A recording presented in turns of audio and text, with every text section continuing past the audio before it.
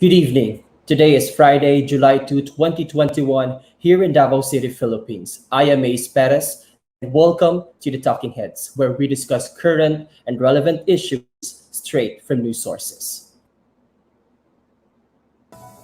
Around 2,000 tourism and allied sector workers were inoculated through Bakuna by the Sea, a collaborative vaccination project organized by the city government of Davao and Davao Tourism Association along with other tourism-related organizations. Meanwhile, actors JC De Vera and Keith Thompson share their preparation in playing Adrian and Miguel respectively in a new Kapamilya series La Vida Lena.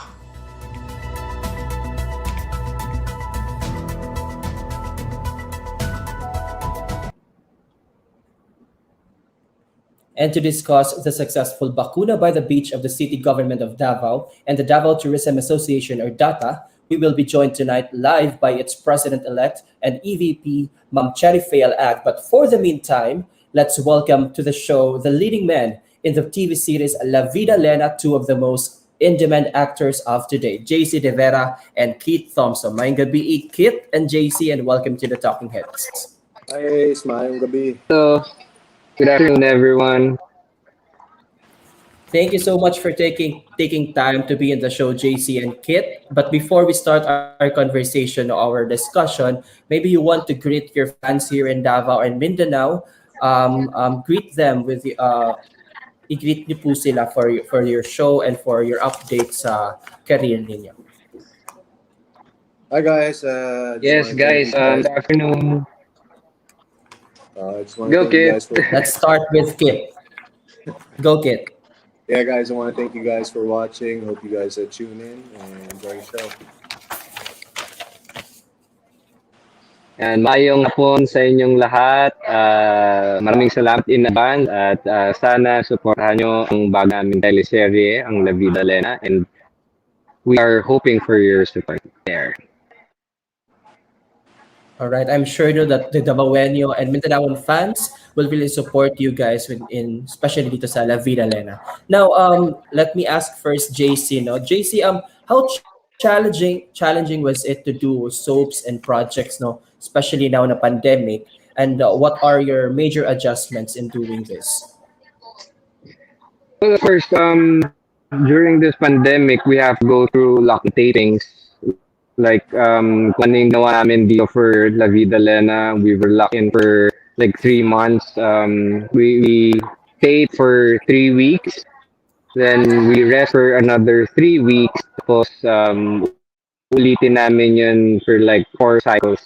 So, it's pretty challenging right now. Kasi nga, malayo kami sa mga sarili naming pamilya. Tapos, yun nga, we have to strictly follow safety protocols. Of course, we should be responsible enough to take care of each other. Like, kailangan namin quarantine before taping. Kailangan din namin mag-quarantine after taping. So, lahat naman kami na pumapasok sa taping, we go through PCR swabbing first. Yeah, so that's the major adjustment, no, yung mapapalayo ka sa pamilya mo for a long time, like weeks, para lang to do your project, no. But how was it? Ano bang difference, no? Ano bang parang if you can share the advantage and disadvantage of doing lock-in tapings these days compared sa before na setup pre-pandemic? Yeah, for me, one of the advantages of lock-in taping talaga is, actors like us is more focused when it comes to our craft. Kasi every day we are stick to our characters. Alam mo yan, every day when we wake up in the morning, alam mo yun, in character na kami. Hindi kami umibitaw sa mga ginagawa namin. One of the advantages also is we finish our work for 12 hours lang, which before kasi we finish our work minsan 20 hours, minsan 24 hours. So mas faster yung pace right now, mas precise lahat ng ginagawa namin, we really have no time for preparing. So kailangan once na pumasok kami na sa taping, dapat fully prepared na kami. Dapat alam namin lahat ng ginagawa namin. Do our own makeup, we do our own reading. So pagdating namin sa set, ayan, very well prepared kami and we're ready for battle. Yan, parang ganun. Ayun. So, it's really safe to say no nga, may mga advantage and disadvantages itong knock-in taping. And to Kit naman, no, let's ask Kit, you started as a teen PBB housemate, no, and you are now considered as one of the in-demand leading men in your generation. So how was the transition from being a teen star to now a leading man, no? So can you share kung kumusta yung transition na ginawa mo? What were the preparations?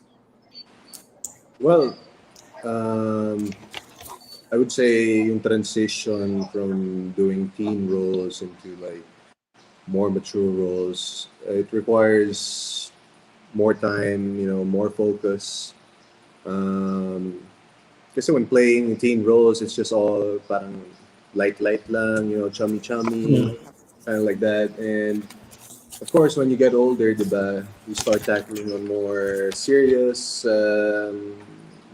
circumstances in your life, diba? So, that takes a certain amount of maturity, a certain amount of understanding to be able to do that transition.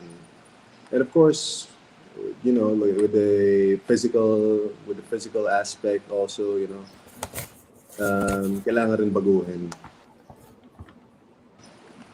Ayun. So those were the adjustments also of Kit, no, from a teen star. So may ano din, may changes din din. But that's the key word there is maturity. No, it comes with that maturity and also the growth that you want to achieve, no, in your career. Now, recently, Kit, you won Best Actor in the 54th World Fest Houston International Film Festival, no, sa Panorama Asia category in your performance in the film Belle de Lore. Now, can you tell us more about this milestone? No, did you expect to win, and what was your reaction after knowing that you won the Best Actor? Well, sa totoo lang, hindi ko in-expect na manalo. When I received the news na nominated nga daw ako, I was already happy na nominated ako. But when I got the call na ayun nga, nanalo ako Best Actor, it's a different feeling. Like I said, it's not parang mas fulfilling yung experience na yun. It's because, if you've been working on something for, I don't know, more than 10 years. You've been, doing your craft. You've been focused on your craft. You've been, striving to be better every day. And just being rewarded na ma-acknowledge ka sa ginawa mo is, it's something else. It's a different feeling. It's a very rewarding feeling. Ayun, so that's it. Rewarding, no? And congratulations again for that, Kit, no? And we are hoping for more awards under your belt and under your bag. Now, back to JC. JC, you already played several characters, no, in the past as a kapamilya actor. What was the most memorable role na you play mo, or role that you played, and bakit? Two memorable experiences talaga na I have two memorable experiences talaga with Camila Channel and ABS. Meron akong ginawang dalawang roles na talagang na-enjoy ko talaga. The first one is from General Sotter, where I played a soldier. So that's one. That was a dream come true kasi for me na alam mo yan, portraying a soldier, yung dream ko when I was a kid kasi. So alam mo yan, dream come true. Nag-ako siya kahit sa TV lang. Then the second one is, of course, La Vida Lena. It's really challenging kasi this is the first time that I did an lead role. Kaya it was challenging in the sense para siyang kontrabida na hindi. So I have to be that guy pagdating doon sa cast. Kaya it was really challenging for me. Kaya until now, parang very high pa din ako doon sa character. I keep on remembering the scenes that I did with everyone. Kasi nga, sobrang na-enjoy ko yung character. And yun nga, I think ito yung pinaka-challenging for me. JC, before you commit yourself no, as an actor to a certain project, ano bang like for example like being a soldier in General's Daughter and now sa character mo in La Vida Lena, may mga ano ba preparations ka pang ginagawa like workshops or you research on the character like ano ba yung ginagawa mostly or usually ng like ano yung hinihingi ng character, so what are the preparations before you commit to a certain project?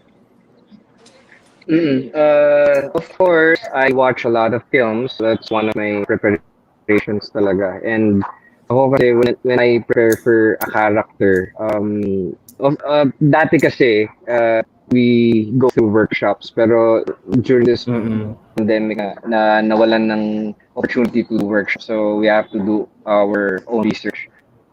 Kaya ang ginawa ko for Vida Lena, I tried observing people. Kasi nga, I want to portray someone who is very real. Alam yan, yung gusto ko human talaga yung i-portray ko. So, yung character kasi, medyo brat siya. Very entitled person. Tapos, mayaman siya. They handle a very big business dun sa place nila. So, alam mo yan, ang hirap gumawa ng isang character na very bad. Kaya, alam mo yan, hindi naman ako ganun in person eh. So, I have to observe some friends na alam na mayaman and may malalang business. I tried to study their externals like on how they move, on how they speak, tapos on how they react in certain situations. So, ganon. Very yung pag-research ko ngayon compared before. Kasi, before kasi, may mga workshops, tinuturo naman sa amin how to create someone. So, this time, dito sa La Vida Lena, I tried portraying someone who is real. Alam mo yun, yung totoong tao talaga yung pinopya ko. Pero, syempre, non-obvious siya. Pero, it's someone who's very real. Okay. Speaking of La Vida Lena, let's talk about your new show, itong La Vida Lena on sa ABS-CBN. Ano ba yung dapat nilang abangan for your character as Miguel sa La Vida Lena? And same with JC, no? Ano yung preparation na ginawa mo for Miguel? Well, ang dapat na abangan is siguro yung mga encounters namin dito ni JC, yung characters namin. Parati kami nag-aaway dito for some reason. Parati kami, because Miguel, he wants to be number one in everything that he does. He wants to be recognized. You know, he wants to be the person who will take over the business. And for preparation for this character, well, yun nga, like we had a couple of readings with the cast, but most for this character, what I did is I tried to find something that I can connect with to the character, something that me and the character have alike. You know, so then I can go from that and then create a character, you know. Alright. Alin ba ang mas challenging for you, JC and Kit, no? Playing a role na similar, parang medyo similar sa character nyo in real life, or mas mahirap yung totally different sa character nyo in real life? It's always harder to portray someone na malayong-layo sa personality namin kasi we have to create someone na totoo pero hindi namin talaga alam kung paano namin gagawin kasi di ba hindi man kami ganun talaga. So siguro for our characters here, I'm sure di ba hindi naman kami talaga corporate people, you know. So kailangan naming research talaga and daming pag-aaral na kailangan gawin para alam mo yun, to make it real in TV. Okay. Mas Kit? may mag-portray yung ano. How about you, Kit? Well, for me naman is what I mean by, trying to find something similar within me and the characters. Hindi naman talaga magkapareho ang tao or, you might have some similarities pero hindi pa rin siya ganun. It's not that 100%. Alam ba yung sinasabi ko? So if I were to play, for example, a timepiece, that's set World War II, ganon. Iba pa yung, like, for example, in the Philippines back then, iba pa yung kultura, iba pa yung so then you have to study that and you have to make it your own pa din. Well, that's what I believe in. You know what I mean? You have to embody that. What will I do in this kind of situation? Besides from lahat ng kailangan mo pag-aralan, like what JC said about being corporate, yun nga, hindi naman kami corporate businessmen or hindi rin kami lumaki sa ganong klaseng pamilya. But, with everything that you study, it still has to come out naturally. So, I guess yung pagiging natural is the hardest part. All right. Now, let's talk about working with Erich Gonzalez. How was it working with Erich Gonzalez, Kit? It was good. It was As a good. leading She's lady. very easy to work with. Along with all of the cast, they're very professional. Lahat sila magagaling. And we all took care of each other. We all watch each other. We're always there for each other. So, yun talaga napadali sa sa lock and taping, even though malayo kami sa sa family namin, and we're there for a long time. Pero we made a second home, a second family. How about you, JC? Kumusta yung working with Erich Gonzalez as the lead cast of La Vida Lena?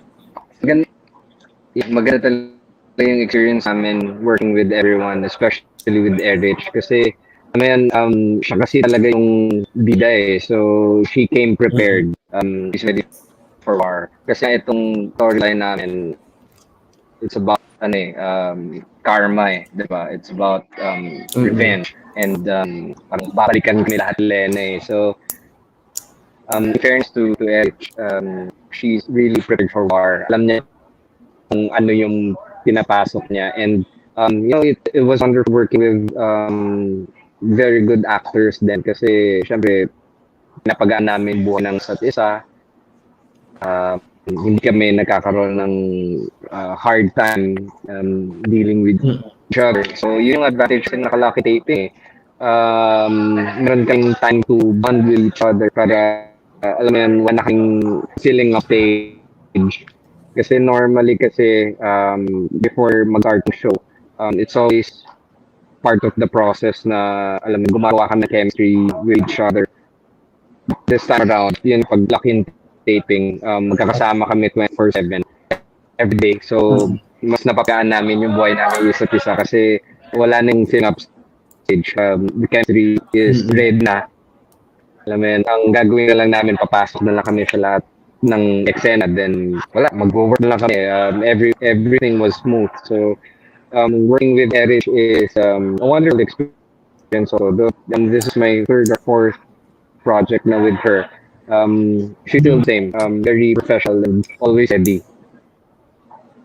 Okay. You mentioned about karma. No? This is the center parang theme of La Vida Lena. Like siya ang bagong mukha ng karma. Now, JC, what's your take? Do you believe in karma? Naniniwala ka ba sa karma? And what's your opinion about karma? Yes, siguro sa lahat ng mga superstitions ng mga Filipinos na alam natin, sa yung karma talaga sa naniniwalaan ko, there's good and bad karma. So, kung naman yung sinend natin sa universe, the universe gives it back to us. Alam mo yan? So, kung gumawa ka maganda sa kapwa mo, gagawin ng ganda kapwa sa'yo. So, basically, that's just it. Pwede ba yung sabihin na karma is bitch? Alam mo yan? Itong show na yun talaga eh. Lahat ng mga masamang nagawa kay Lena, lahat babalik dun sa mga taong gumawa ng masama rin sa kanya. Okay. Now, before we wrap up our discussion, Kate and JC, no? Kate, ano pa ba yung mga dream roles na gusto mong i-play, i-portray? Since you mentioned now, more than 10 years ka na in the business, ano pa yung mga roles na gusto mong i-play? Mga dream roles. Siguro action and action film. That would be nice. I haven't done anything action. I guess hindi na rin siya masyado ginagawa these past few years. Konti lang ang mga action na films dito sa Pilipinas na lumabas compared to like before na yun ang pinaka thing dito, in the 90s, sila PJ. So, FPJ. So something like that, something action, adventure, siguro ganun klaseng role. Okay, how about you, JC? Ano pa yung you mentioned na nagawa mo na yung pagiging soldier? What other roles you want to play na yung pinapangarap mo? Siguro superhero roles. Mga kids. Yeah, yung mga ganun, superhero roles. Parang ang sarap kasi minsan mag-work na alam mo yun, make believe lang. Alam mo yun, a little bit of fantasy. Tapos, you play someone who's not a real person. So, siguro yan, superhero. Ayun. So, if superhero, ano yung power na gusto mong meron ka? Superpower.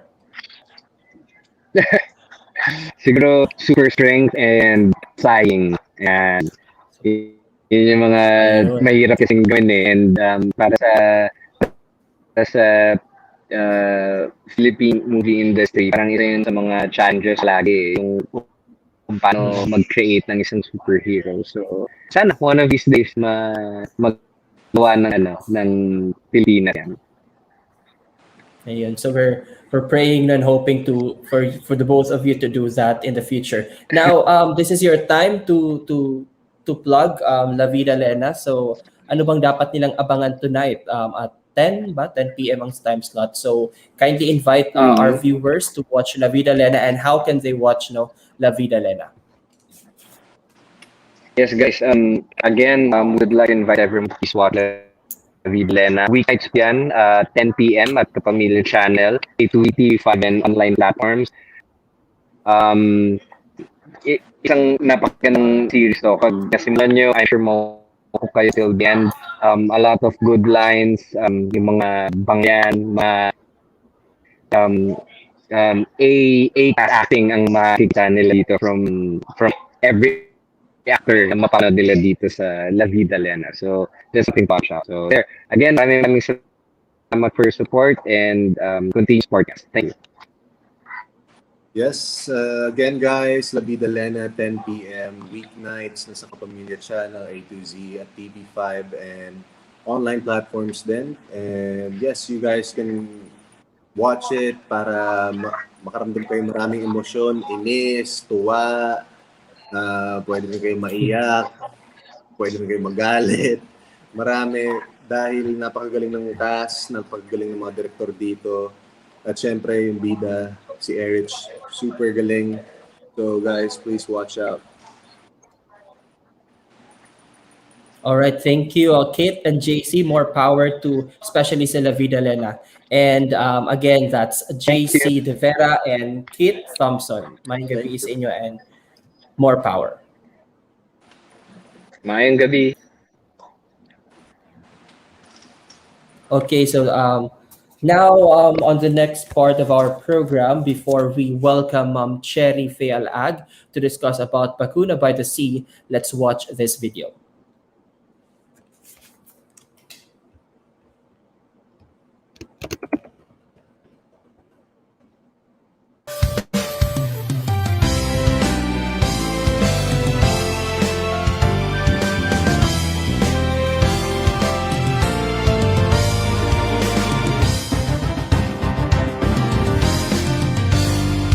Tayo'y naririto, nag-iisang kumpas ang ating puso. Sa laban ng buhay, isang lakas tayo sabay-sabay.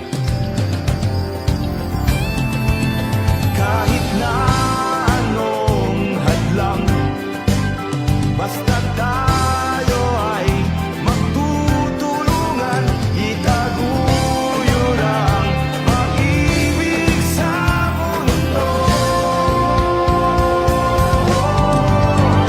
Dinggin ang tawag ko, sigaw ng lahi ko, lahat ng pagsubok ay kakayanin ko. Sabay-sabay tayo, nakawin ito, luha, pawis at dugo ay inaalay ko para sa'yo.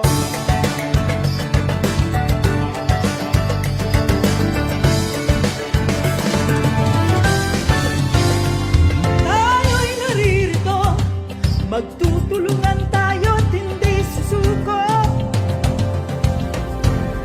Sa ating magsisimula ang pagbabango ng ilang bayan. Oh, oh, oh, kahit na anong hadlang, basta tayo ay magtutulungan, itaguyod ang pag-ibig sa mundo.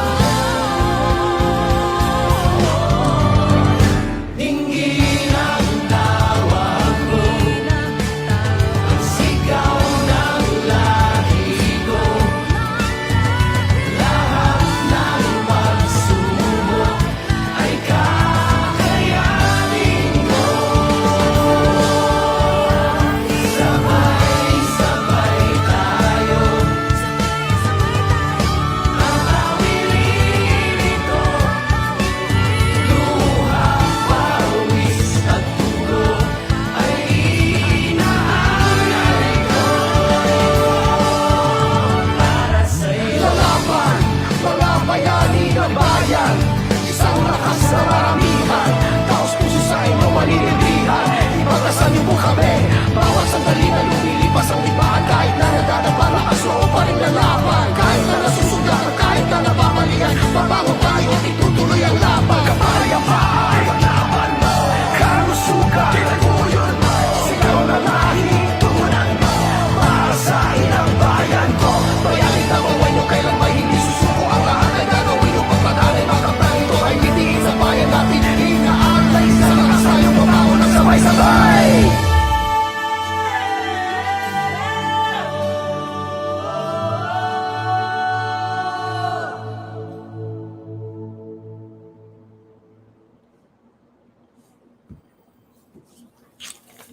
All right, so that's the video presentation of the Bakuna by the Sea. And now let's welcome on the show, laylain, Ma'am Cherry Faye Al-Ag, ang President-elect and EVP of the Davao Tourism Association or DAPA. May gabi, Ma'am Cherry, and welcome to the Talking Heads. Buhay og madayaw, Ace, og sa tanang na minaw og nagtanaw sa atong Talking Heads na programa. Good evening, everybody. So allow Thank you me so much, ma'am. to extend that warm greetings of mabuhay ug madayaw on behalf of the President of Davao Tourism Association. It is my great pleasure to join you. It has been a very exciting past 3 days, Ace, because after more than Mm-mm. a year of waiting and praying, Yes. has answered our prayers for Naanag yun. mayroong tangible Mm. sagot ang Panginoon sa ating dasal, ang bakuna. All right. Again, ma'am, thank you, ma'am Cherry, no, for taking time dito sa show natin. Now, before we talk about the tourism industry-led vaccination program, which is the Bakuna by the Sea, can you share, ma'am Cherry, as a tourism player in Davao City, no, and Mindanao as a whole, kumusta ang current situation, no, sa tourism, sa turismo diri sa tuwang syudad? Ang condition sa tourism industry karon in Davao City, and I should say in the region, I describe it as badly beaten but not knocked out. So gibugbog ta, gikulatan na ta, gisarado na ta many times hangtod karon sa MCQ kadaghanan sa amua sarado jud karon. Gamay ra ang nag-ooperate sa tourism industry kadtong mga allowed na hotels, ang mga restaurants na ay abre pero 10% lang ang indoor dining, 50% sa outdoors. But the rest of us na ang negosyo ay mutanggal og mas dili pwede mag-operate karon. So we are badly beaten, pero we're not knocked out. Lumalaban ang industry ng turismo sa Davao City. Yes, and that's good to know na lumalaban that despite the situation no, napaka lisod good siya no especially sa tourism sector because of the restrictions that are needed in order to to lessen the virus na spread ng virus ng COVID-19. But we also want to commend no the innovations no and mga iba't ibang ginagawa ng ating tourism players no in order to survive and in order to still provide no mga services sa ating customers and their clients. Now, let's jump into the main topic na ma'am no Ma'am Cherry, itong Bakuna by the Sea. So this is a good news to everyone, especially sa mga tourism players and the tourism sector as a whole. No, can you share how this public-private, because I believe it's a combined effort no, of the city government of Davao and Davao Tourism Association and other tourism-related associations and groups. So can you share, Ma'am Cherry, no, kung paano to nangyari? How did it all start? Correct.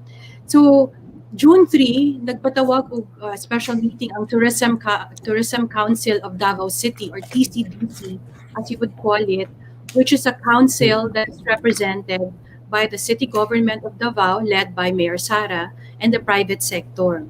So in that TCDC meeting, na-bring up ang pangutanan, na-bring up na pod because we have monthly meetings dito sa Tourism Council of Davao City. And for the previous months, we've been asking, kumusta na ang bakuna para sa mga trabahante sa turismo? Kumusta na po ang recovery plan para sa turismo? And bago masagot ang recovery plan, kinahanglan nato masulbad sa ang pangutanang kumusta na ang bakuna. So finally, nung June 3, na-bring up na yung aming long time question na meron na bang bakuna para sa turismo. And we were very happy to be informed at that time na okay, meron kayong bakuna na allocation kasi makasabot man punta sa gobyerno, sa bahin sa gobyerno na kinahanglan nila gahin no, they have to distribute the allocation of the vaccine not only to the various subsectors. So but they gave us a condition. You have to find the site, the vaccination site. You have to find the manpower to run it. So, and you have to provide for the logistics to be able to run it because there are expenses to be able to conduct a vaccination rollout. Because if you notice at the site, no, you will need um, alcohol. You will need all the protection for the inoculators, the Pati ang vaccine. setup. Yung setup, The setup pa mismo. hindi siya walang perang involved. At yun ay naging malaking challenge sa private sector. Kasi kung ibang panahon pa, madaling mag-contribute, madaling mag-raise ng funds. Pero kung karamihan sa amin ay sarado, kung kadaghanan sa amuha, more than a year already na wala na ka makanegosyo og normal, lisod kaayo. So it took us about a week to be planning, no? So we actually, the private sector created an ad hoc. We call it the tourism vaccine ad hoc or the tourism vaccine warriors. Yan. And this is composed of the different industries. Allow me, Ace, to mention, ano ba itong mga tourism establishments na tourism and allied services para mas makasabot tanan, Ace, no? So, yes, go ahead, Ma'am Chen. Industry is composed of more than 10 groups, and allow me to take this chance to share what are these establishments covered in the tourism sector of Davao, tourism industry of Davao City. It includes the hotels and accommodation, our resorts. It includes food and beverages, the restaurants. It includes travel and tours plus the guides. It includes the transportation. It includes massage, wellness, beauty and fitness, includes educational institutions, includes tourism, the emerging tourism sectors, farm tourism, halal tourism, digital tourism, film tourism, sports tourism, sustainable tourism, medical tourism. It includes the media and the social events. The social events are those who make our occasions happier. No? These are organizers, coordinators, hair and makeup, the lights and sound, and all the supplies in social and special event appeal sila. Appeal put ang retail and properties where you shop. So we decide in a simple way, we say this is the tourism loop. No? Because the tourism loop, you imagine, Ace, that you're arriving in Davao City via the Davao International Airport. When a tourist or the visitor comes, he or she is greeted by the people in the airport. So appeal po ang mga nagtrabaho sa airport. And then yung magsakay ka, transportation to go to your hotel. So part of the next touch point of tourism, the tourism touch points, no, airport or sa SIBA or sa terminal, land terminal. Then sakay siya, ato siya sa hotel, mukaon siya, magawa siya, kay mag-tour siya sa Davao City, so na kay tour guide, na kay travel agency. Kung man mo shopping ka for pasalubong, Ace, di ba? I'm sure sa imong love, magkuan magid ka, you really make sure that you have something for her when you get back, di ba, to Davao City. And then you also want to recreate, no? Relax, recreate. So mga recreational establishments, the massage and spas in Davao City, and then you go back home. Pero meron pang ibang allied services. So there are tourism educational organizations, the schools that offer tourism courses. So marami pa, yung we say allied services, ito kasama yung sa social event. So so we put together an ad hoc because bakit nag-ad hoc? Kasi ang city government spoke to Davao Tourism Association or DATA. DATA happens to be the largest private sector-led tourism industry association that encompasses all that I have just enumerated. So, given the tourism loop in the tourism loop, kumbaga. So, that's why when DATA was stopped, what DATA did was to reach out to the other industry leaders who are willing, who are capable to work with us, because this is such a huge work to do. So nag-meeting kami, ganyan, we were computing, pero balik lagi min sa tagpila man ang share sa owner, sa business owner. So that kind of took a while because we went back to our respective subsectors, sa travel, sa wellness, ito daw, pag ito ang possible counterpart, ganyan. So, to do that is not easy. To ask money from anyone is not easy. But God, in His goodness, just organized it. The general manager of Waterfront Insular Hotel, Miss Jennifer Romero, in one meeting said, you know what, Waterfront wants to help. It is their 60th anniversary here in Davao City. And they can, since they can, usual funfair is, diba, that events that you and I would attend previously, diba? Instead, they channeled in a meaningful celebration by giving back to Davao City for the 60 years of partnership with Davaoenes. So that actually cut everything because we now have a and yes, so thank you so much, Ma'am Cherry. after that, Ace, no, nag-commit to support the private sector part, majority of the logistics to pay for manpower, to pay for everything na counterpart namin. Then we started planning. So we also had different committees to handle registration, to handle media, to inform people. We also had a committee to plan the vaccine site. We had a committee to handle the medical and non-medical volunteers because hindi ka basta-basta pwedeng mag-volunteer. You have to be properly trained because this is injection. You're dealing with life. And so all these things put together made the Bakuna by the Sea happen in less than 1 month. Of course, the city government made it possible to begin with because if they did not say you have allocations, wala me. And I actually magbalik siguro ko anyo, but I really take this chance to thank the City Tourism Operations Office, Ma'am Jean Rose Texon. She was really untiring and relentless na mahatagan gid og allocation ang tourism workers. Yes, and it's good to know, ma'am, no, na yung approach of the Tourism Association and all sa lahat is ang comprehensive ang approach. Yes. Hindi lang yung major na players ng tourism but including all-encompassing tanan na participants or players sa tourism. Like what you mentioned, the tourism loop. Now, ma'am, can you mention kung pila, again, kung pila ka doses of vaccine ang na-inoculate nato and were there mga like sa mga nag-invite nato na tourism players or workers ang nag-say no to vaccine because of fear or whatever the reason is. So naabayan ang cases during the Bakuna by the Sea. Yeah. We have today, July 2, no? So June 30 we started, July 2, we have now vaccinated at least 2,000 tourism workers. And I'm very happy to share with you, Ace, that we are vaccinating 2,000 more this weekend, Saturday and Sunday.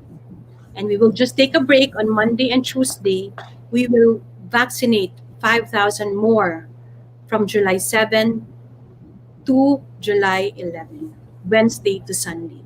So that's going to be a total of 9,000 workers in the tourism and allied services. So, hindi lang 2,000. That's quite a number, ma'am. That's a huge number, and that's going to create a very good an impact. No, maramdaman mo talaga ang 9,000 vaccines. Yes. Now, what were the challenges? No, so I've mentioned the financial to begin with. When we parang paano ka nag-start? Financial was it, but the Waterfront Insular Hotel answered that, and I take this chance to thank Miss Jennifer Romero and of course the Gatchalian family for supporting the Bakuna by the Sea. Now, hadlok, yes.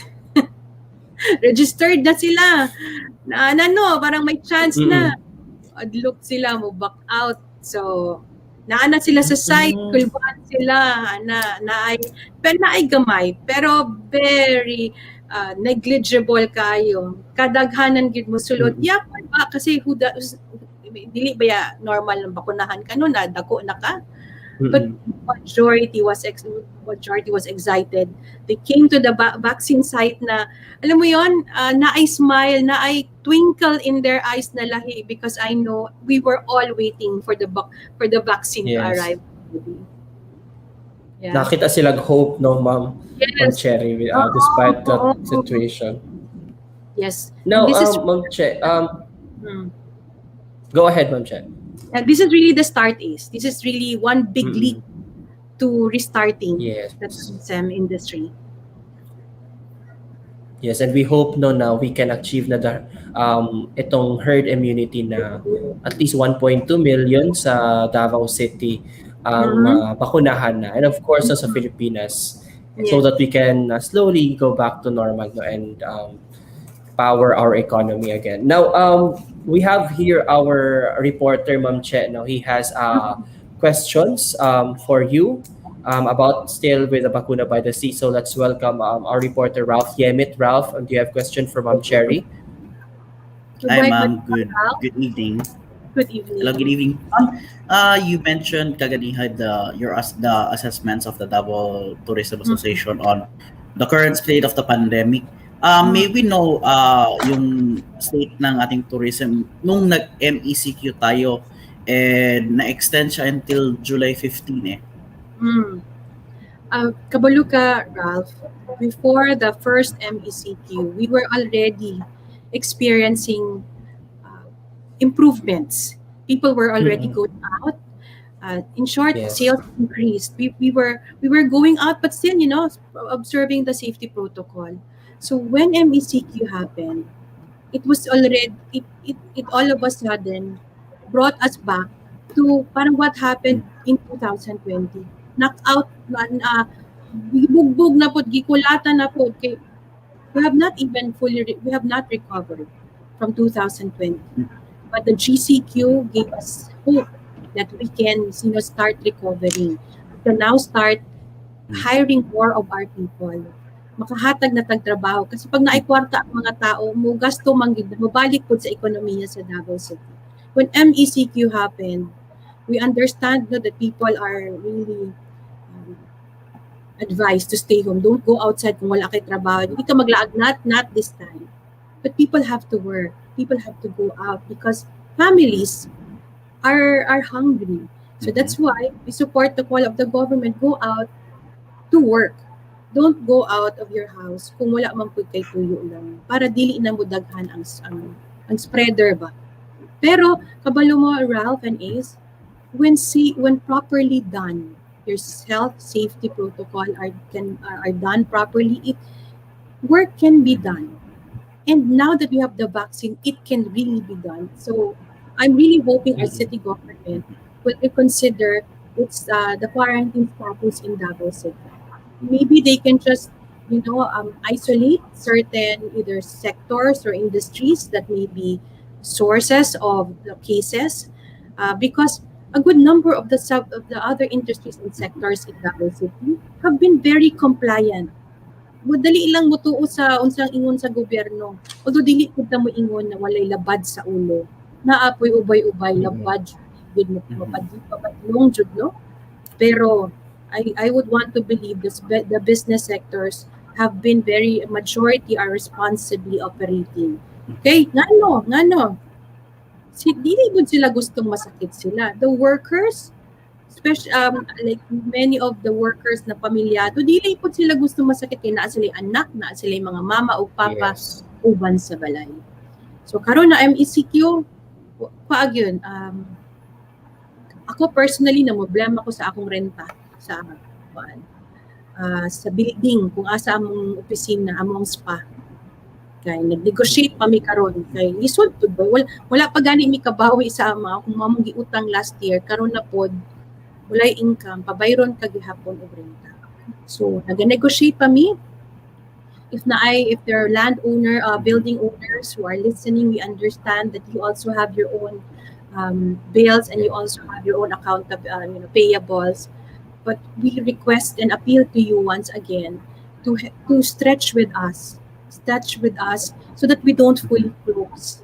Help us to be able to stay around until the vaccinations complete, until now when the Davao economy can now welcome business investors, tourists, and the like.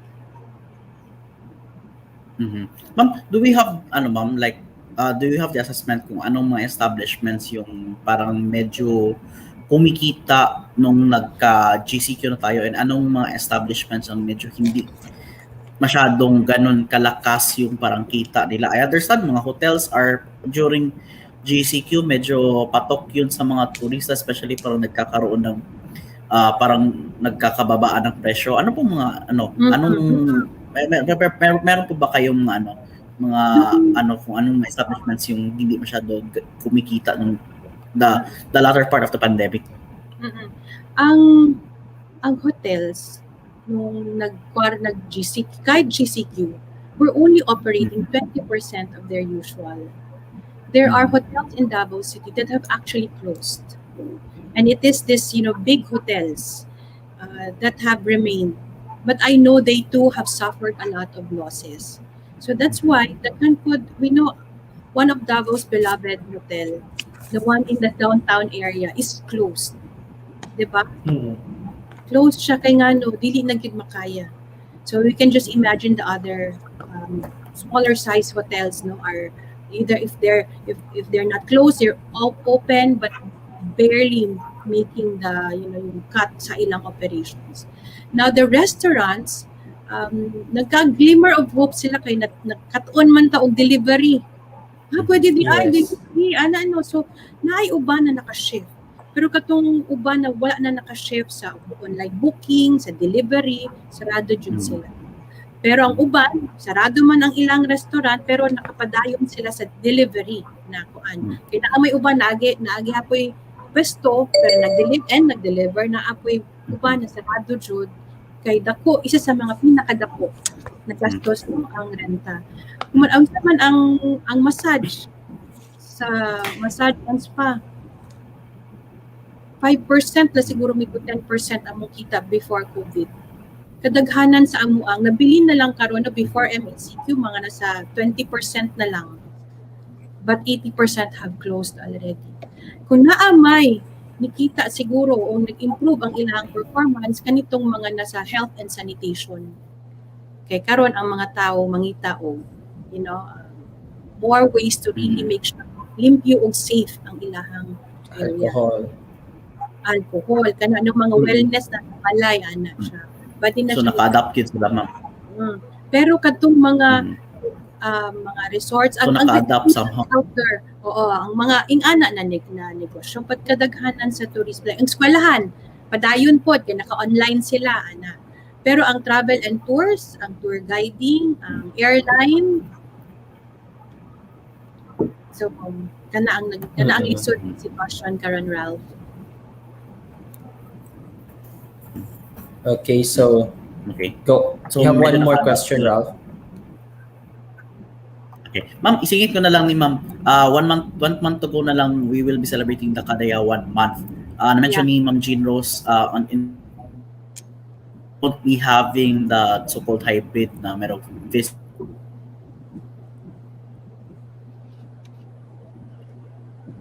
is part of the committee sa Kadayawan.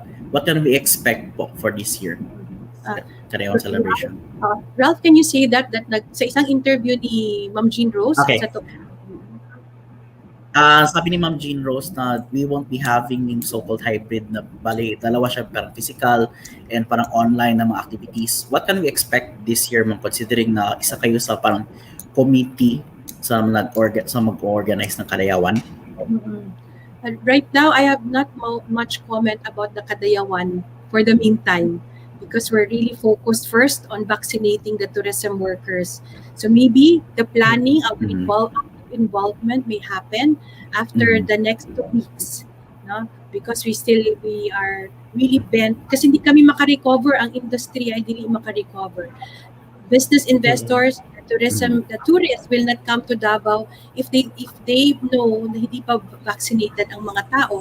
Ang mga trabahante actually haglok pud mo trabaho. So that's why poverty gutom taas ba kay dili tuyon but mahadlok, and that's why I take this chance to encourage everyone, you only read kanang information gikan sa valid sources kanang yung that's very usahay ang tendency sa mga tao na isip forward og mga balita na dili tama, dili na updated. So that's why don't put information na mahadlok ka, put information na gikan gud sa valid reliable sources. The Department of Health is the primary source of information nako. Yung daghan man mag-send sa inyo forward, I actually delete them because I think they are they counter the chance for people to recover na kay hadlok naman magpa-vaccine.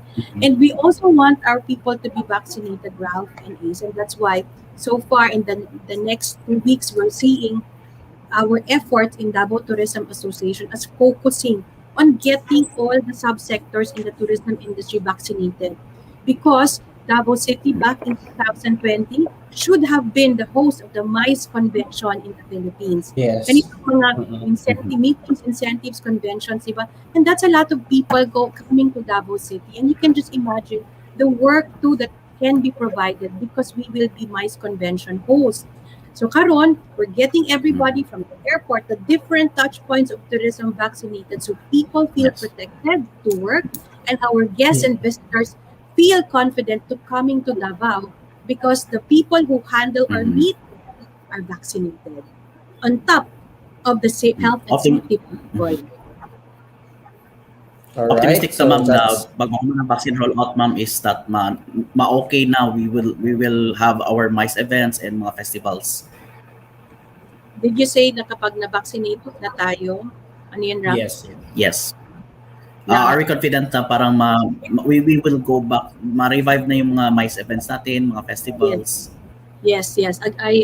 I believe that when we are vaccinated, the herd immunity, the tourism workers are vaccinated, we can receive already big groups meetings. We can receive tourists already.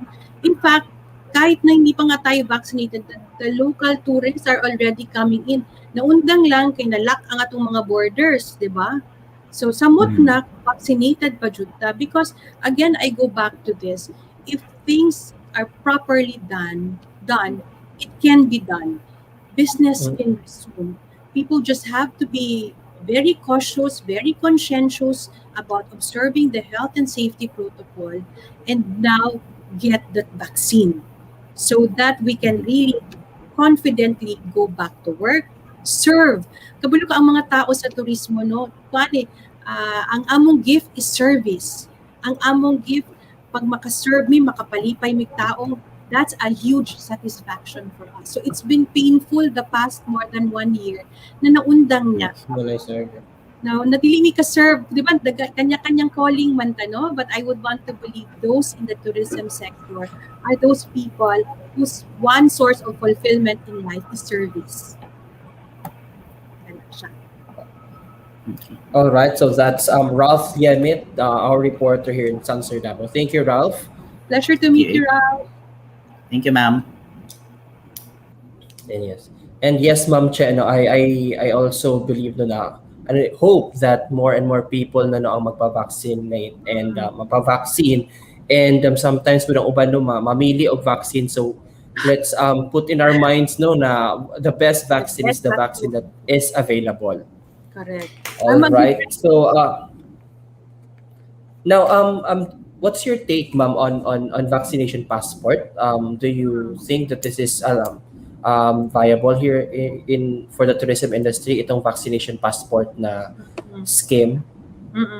Actually, I've not studied much about this vaccination passport program, but if ever it gets implemented, I think it does make sense though. Kaya nga no, COVID is real.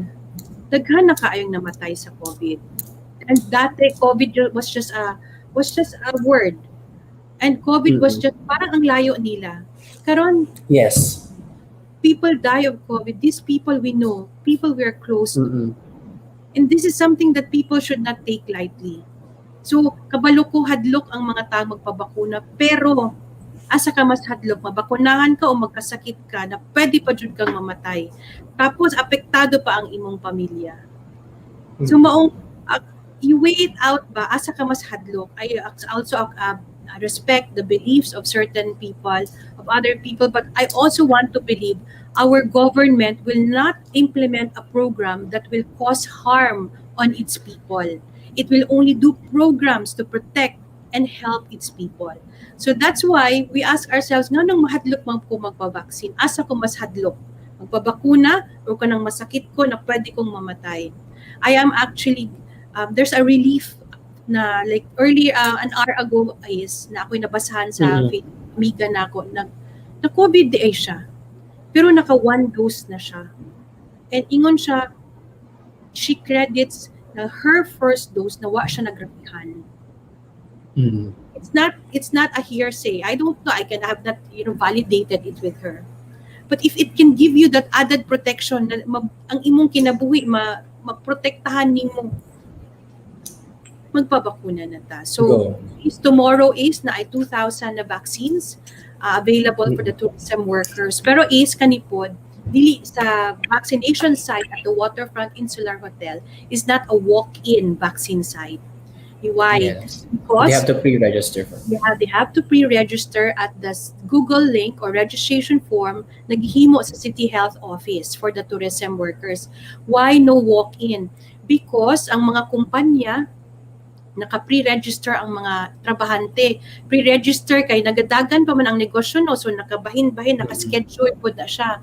So mao ang uban mangutana is nganong wala pa man ko akong kauban na ana kay ngano two things na siya. Una among gi-consider ang operations of the businesses. One establishment cannot close it just for vaccine. Number two, kinahanglan nato bahin-bahinon. That's the reality. That's the reality. We have to spread it out to the rest of the subsectors in the tourism industry. Okay, and it's also good to highlight, ma'am, no, na sa mga nabakunahan na, to those who na-vaccinate na sila, no, dili ta magkumpiyansa, no, to nakabasin, dili na ta magsuot po ng mask or face shield. So let's still practice no, the health safety protocols, and the vaccine is added guard or protection for us para against COVID-19. Okay, so to wrap up our discussion, Ma'am Che, I know na apakay other himuon, no? And thank you so much for your time. Now, would you like anything no nga i-mention and to thank your partners in making Bakuna by the Sea successful? So this is your time again to thank them. Thank you very much, Ace, and to Sunstar. I take this chance to thank the city government of Davao, our Mayor Sara Duterte. I thank the City Tourism Operations Office led by Ms. Jean Rose Texon. I thank the City Health Office led by Dr. Ashley Lopez and the vaccination head, Dr. Joy Villaferte, supported by Dr. Aldrich So and Dr. Christine Estores. This vaccination by the sea would not have been made possible if not for the major sponsorship of the one celebrating 60 years of Davao hospitality.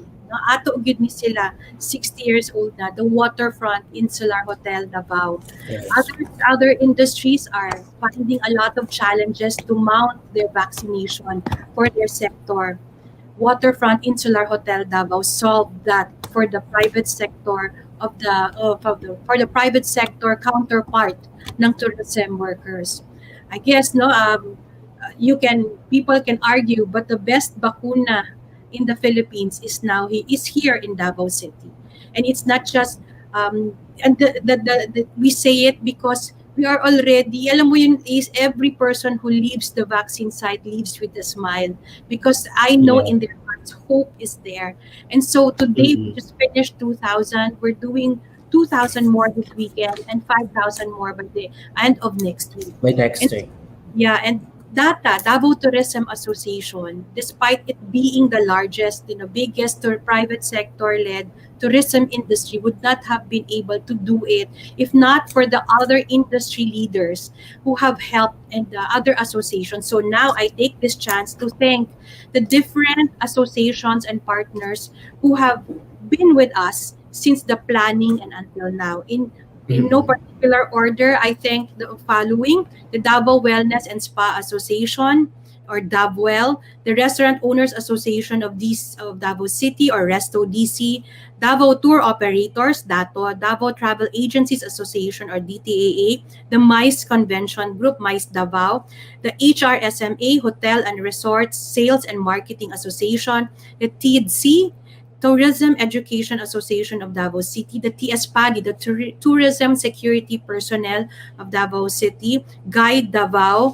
We thank the ad hoc members, no, led by Gachi Gatchalian, the president of DATA, Mr. Ken Capulong, general manager of SEDA, Ms. Jen Romero of Waterfront Insular Hotel, from Zajan Consulting, Zajan Management Consulting, Ana Magnaya and Candice Protasio, Ms. Lynn Barlis of Saint Sita Blue, Ms. Fides Castaneda of the Panorama Summit, and Pressure Points, Mr. Paul Borromeo, a past president of DATA, Captain Ronald Go of EcoTrans, and is also an officer of DATA, Ms. Eleanor Marcelino of El Bonita, and the Davao Event Suppliers Association. Yon, Davao Event Suppliers Association and the Social Events Industry of Davao, or SEID. No? These are our special events that they have come together to help mount this Bakuna by the Sea. Ms. Annie Lim and Mr. Tofi Ledesma. I also thank Mr. Benji Lizada, no, Head Rudolph Alama and Ms. Marisa Tionco. Is hindi ito mababroadcast, wala itong Bakuna by the Sea video now if not for Rudolph Alama of PIA Davao and Lou Works, Mr. Nor James Goad of the TEDC, Mr. Edmond Mayermita of DTAA, Mr. Edmond Mayermita, President of the Davao Tour Operators, Ms. Dayoy King, President of the Davao Travel Agencies Association, Ms. Jean Bangayan of Holiday Tours, is ang mga vaccinees nakalibreng sakay hop on hop off, no, on top of the vans of Waterfront, Mr. Andy Villarente of Matina Town Square and the JV Ayala Group, the Garden Oasis na ang mga vaccine sites kabalo ka wala kami nagproblema kay pwede sa inyo, pwede. So, bagong naging Waterfront lang yan, nag-offer na si Matina Town Square, nag-offer na si Garden Oasis, is wala naglisod pangita o sponsor. God is good.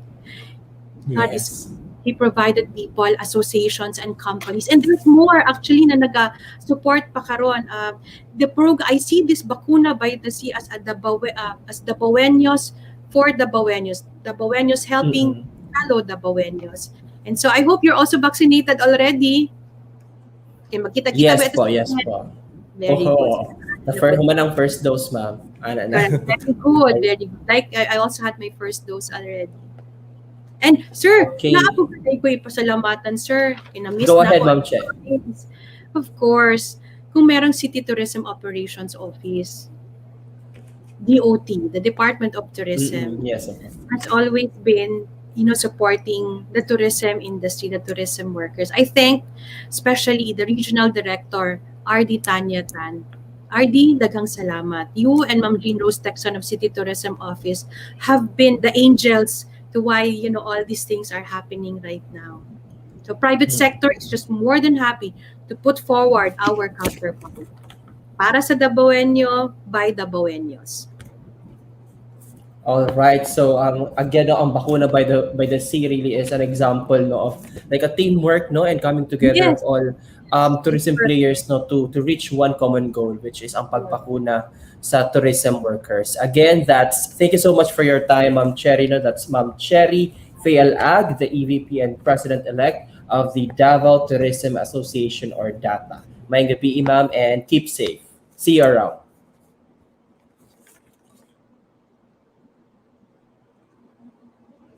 Okay, so thank you so much for being with us tonight. That's all you need to know for the current and relevant stories in our community this week. I am Ace Perez, and this is the Talking Heads. Good evening and have a safe weekend.